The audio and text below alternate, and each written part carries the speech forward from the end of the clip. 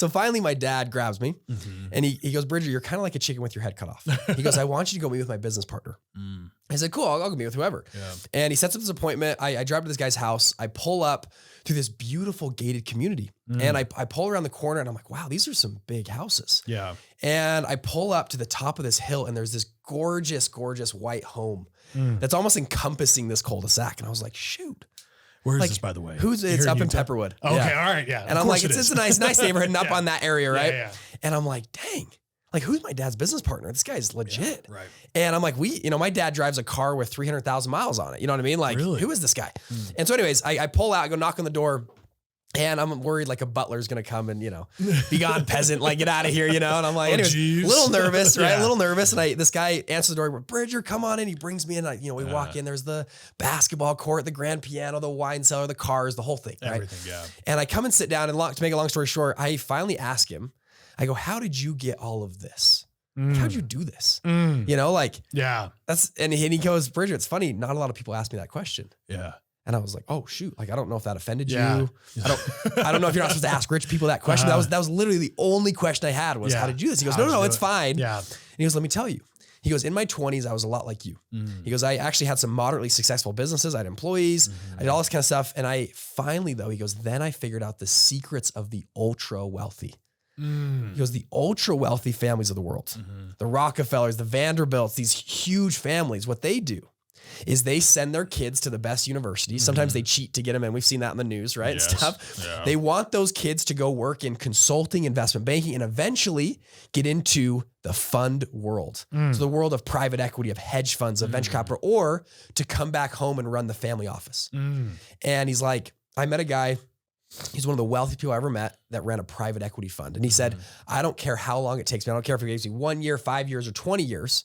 I was going to figure out what a fund is and how to start one. Anyways, and he's like, that's what we did. He goes, we went and launched an investment fund. And he goes, right now we manage just over $8 billion of real estate. That's not bad. To put that into perspective, okay, $8 billion would be Cardone Capital, Grant Cardone. Yeah. They manage just over $2 billion. That's right. I saw him post about that not too long ago, right? So they this is that number. They were stoked about. Yeah, $2 billion, which is great. That's not right, but this is 5 years ago. Yeah. These guys were managing $8 billion. Now today they're over $20+ billion they have, which is crazy. 10x Cardone's funds, right? That's crazy. Yeah. And so I was super intrigued. I was like, what is this world, right? Of funds and all this stuff we can talk about in just a second. But I've heard from podcasts like this, find a mentor, right? Find a mentor. Bro. And so I'm sitting there in this guy's house and I'm like, hey, can you teach me? Like, I'm ready to learn. I'll do whatever. I'll go get you coffee. I'll do anything, but like, teach me this thing. And he goes, I want to learn about funds. I want to get in this game of private equity, hedge funds. And he goes, Bridger, go talk to your dad. He goes, your dad knows way more than I do. I said, no. My dad's poor. We live in a, crappy house. I want to learn from you. Like, you're rich. And he goes, Bridger, sorry to break it to you, but me and your dad make about the same amount of money. And my chin about drops to the floor. I was like, huh? Like, come again? He goes, yeah, I mean, we're pretty much equal business partners in this. I left the dude's house. You didn't know that your dad was like in this $8 billion fund. No, I mean, I knew that they were, but he had started so many businesses. Yeah. Like he had 13 business tries before this one. Anyways, I never knew what my dad did, kind of a thing. And anyways, I drive straight to my dad's house. I'm like, Dad, what the heck? Like, what's going on? Like, why haven't I been able to order a soda at Chipotle for the past 10 years? Because it's too expensive. Yeah. But yet you're running this multi-billion-dollar fund. Yeah. And, excuse me, I'm yelling. It gets my voice again. Dude, this is awesome. And anyways, long story short, my dad sits me down and starts to teach me about funds. And every Sunday night I'd come over on the whiteboard and he'd teach me about general partners and limited partnerships and how to raise capital, how to aggregate capital and SEC filings and compliance. Right, and anyways, I'm 22 years old at the time. I'm at BYU at college and I'm trying to figure this out. And it's funny, you know this, but when you start to learn something, you start to see that thing in your life. Yes. Right. Once you put that focus to everything, you start to see it happen more, prevalently in any aspect of your life, right? 100%. Yeah. So I started learning about funds and so I'm in college, I'm working in another company, a job to earn money. And you can tell how, my dad doesn't, I'm working through college. Dude, I'm in school. Good dad, bro. I know. And we'll talk about him more, but he's incredible. I really respect my dad. And I'm at this company. I'm going to go, man, we could start a fund in this company. We could lend money to some of these clients. And I had this great idea. I took it to my dad and I'm like, Dad, this is awesome. And he's like, this is actually a good idea. And we talked to the owners of the company. They liked it. And we kind of formulated this whole fund. And I was so excited. And I hit this point though. I go, shoot, I need to raise some money. Like I like the idea, but I'm so like, you've got all the ideas behind it, but now it's time to actually go talk to the which people. is the one thing you need for a fund is investors. Right, like that's the thesis of a fund. And so I was like, shoot, what am I going to do? And I had this great idea. I thought, aha, my dad's rich. He doesn't spend his money. He obviously likes to invest. Yeah. I'm his son. He would love to invest with me. Right. So it was a late Sunday night. Yeah. I'm like, I'm going to go pitch my dad. And so I walk into his home office, kind of just like this. I sit across from him and in my best pitch voice possible, I go, Dad, how would you like to be our first investor into our fund? And I kind of put my hand out like that too. The whole thing, like, how do you want to come, come in with us? I can see it. And he kind of laughs and he goes, Bridger, he goes, your first investor is your hardest investor to find. He goes, if I invest in your fund, it'll be a crutch that you'll never be able to recover from. You need to go learn this on your own. Dude. And he said, no. Your dad's a stud. I love this. I know. Isn't it? Yeah, it's awesome. And he says no, though. And I walked out with my tail between my legs a little bit. And I was like, oh, shoot. Like, my dad doesn't even believe in me, whatever. Right. And anyways, I left and I said, you know what, screw it. I'm going to take him up on the challenge. And long story short, I spent the next 6 weeks. I pitched everybody I knew. And I was talking to former bosses, college professors, friends, like whoever, right? I raised a whopping $49,500. Nice. Which, if you know anything about funds, is teeny. Like that's nothing. Right. But it was enough to get started. I was stoked. I mean, we were doing these loans. The idea for the fund was loans that were $2,000 to like $5,000 a loan. So we didn't need a lot of capital to start. Like, let's do it. I'm 22. This is awesome. So I started this little fund, this little micro fund, and we launched it. And our first group of investors, we got them a 64% return on their money, which was awesome. That's awesome. Yeah. Small amount of money, but good returns, right? And we were like, this is amazing. So then we said, let's actually do this legit. Yeah. And so we went and launched a full out fund and we raised and deployed millions of dollars out of that fund. We ran that for about 3 years.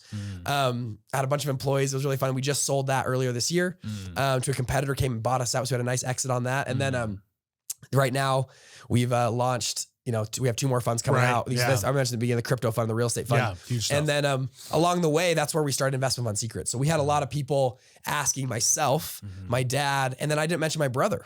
So my brother is a securities attorney. He does law for funds. He's actually right now at the largest law firm in the world for investment funds. They charge clients over $2 billion a year. What? In fees. They're $2,000 an hour. Anyways, he's there right now. Oh, okay. He was formerly at a $700 million fund. Anyways, so we sit down at dinner at Sunday. We talk funds, and I understand it's unique, right? Like this is what we talk about: negative interest rates and world economics, and that's what we. And my wife hates it, but that's what And so we said, you know what? Screw it. Like none of us went to Harvard. None of us did this Ivy League route. We just are entrepreneurs that figure this thing out. And so why don't we help more people figure this out? And there's no content online. No one talks about this. No one teaches this. Very unique. Yes. And so we started this Investment Fund Secrets just as a simple like YouTube channel. Yeah. And now it's grown into, 4,000 students. We have coaching programs. We do live events. Like, I mean, we and the goal is really to just help more people understand this game of funds. So anyways, that's kind of the long story, but it's been a fun journey. Dude, there's so much to unpack there. Yeah. So number one, what a stud your dad is. Oh, 100%. Like, dude, seriously, like, I don't know if you know anything about my story, but I would not be here without my dad. Like, and when it comes like, believing yourself and having confidence, it's almost something you should never say. It's like, I would not be here if it weren't for somebody. But if it weren't for my dad, I wouldn't be here because of the way he pushed me into things. It sounds like your dad was damn near the same. Like he pushed your ass, right? 100%. Dude, like managing an $8 billion fund, but he still made you like work your ass off, put it in. Dude, that's what it's all fucking about, man, when it comes to kids. So number one, like your dad's a stud for doing that, right? Because and like, dude, and still to this day, he has not invested in anything. Good. This is 4 or 5 years later. Still, I pitched him last month. I'm like, Dad, we got this great. There was an apartment deal we're gonna do, and we had these guys coming. I'm like, there's obvious arbitrage. I just don't have $4 million to put into this. Yeah. Do you want to do it? It doesn't fit our fund. Right. And he's like, nah, I'm good. Dude, but like that's what I was just thinking about this on the way home. Like that's kind of the job of a father is to force his son into the fire to let him grow to be a man, right? That's like and that's look at what you've become because of it, right? Yep. Do you think you would have become this successful and had this kind of drive had he like, given you stuff along the way and made your life easier? 100%. No, yeah. There's no way. No way. Right? But in retrospect, he's made you push through things. You have pushed through things. You've built something incredible and you did it on your own, right? You pushed through the fire and he kind of low-key forced you to do that by pulling away. right? 100%. What a badass. Oh, right? I love it. And I think it's given me so much confidence too. Of course. Because I think you see a lot of these, I have friends that are this way that had really rich parents and they, even though they have success in life, there's no confidence behind that success because it was kind of fabricated a little bit from their parents. Yeah. And so they feel sheepish. And I have all the confidence in the world because I'm like, no, I did that. Yeah, I had a great mentor. Right. But like we did that and we launched this other business, it's, multi-7-figure business, the other thing that we did. And it just, that's what builds confidence. That's right.